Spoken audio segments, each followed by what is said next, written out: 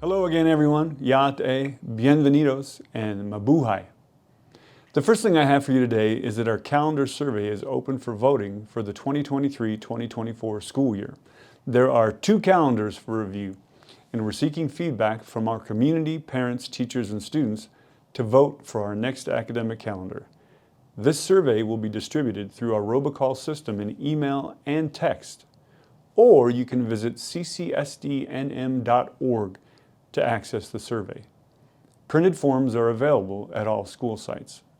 The survey will close this coming Monday, April 10th at 12 o'clock noon, so we can present results to the school board at our April meeting. Over this past weekend, the Newcomb High School robotics team traveled to Las Cruces for the New Mexico Technology Student Association competition. In the solar car race, our students took 2nd place. They also took 5th place in game board design. Congratulations to these students. Both groups qualified for the national competition in Kentucky on June 28th to July 2nd. 7 students will be attending. Again, great job to the Newcomb Robotics team. From our Student Services Department, congratulations on winning the CDC Healthy Schools Project Award. In the span of 5 years, starting in 2018, our School Health Advisory Council and Healthy Schools team have been working diligently to provide support for health and wellness in our schools. Last Thursday and Friday, the CCSD Equity Council had a workshop summit at San Juan College. A little bit about the Equity Council. The Equity Council is comprised of middle and high school students from all 3 of our geographical areas, as well as 5 parents, 2 staff members, and 3 community members. The purpose of this workshop was to expand our student, teacher, staff, and community voices through student leadership training to remove barriers and build student pathways to success. Here's what I saw. When I arrived, our students were meeting in groups of 4 to address issues they might have in our schools.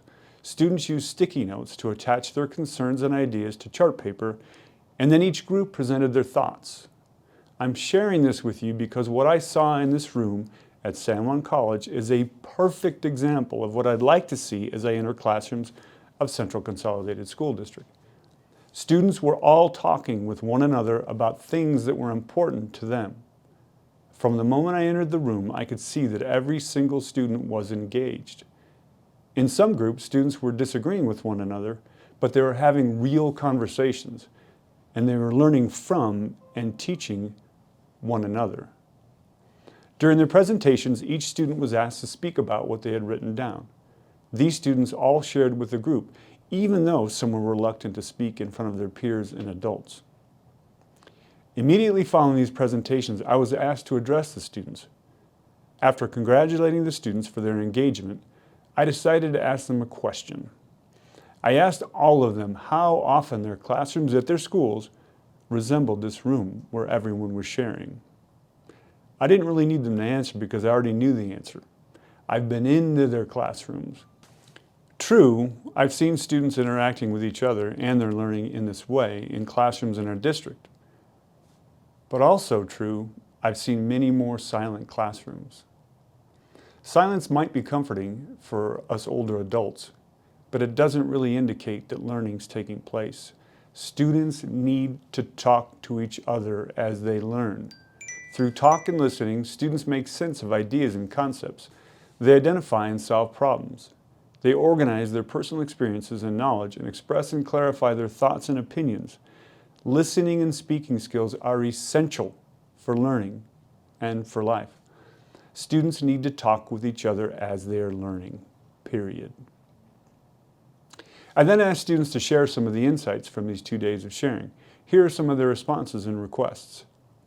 Students would like more communication with principals that isn't just focused on discipline.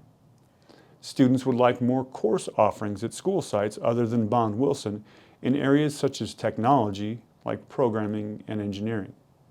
Students would like us to explore paid student internships. Others would like for us to increase awareness of mental health issues.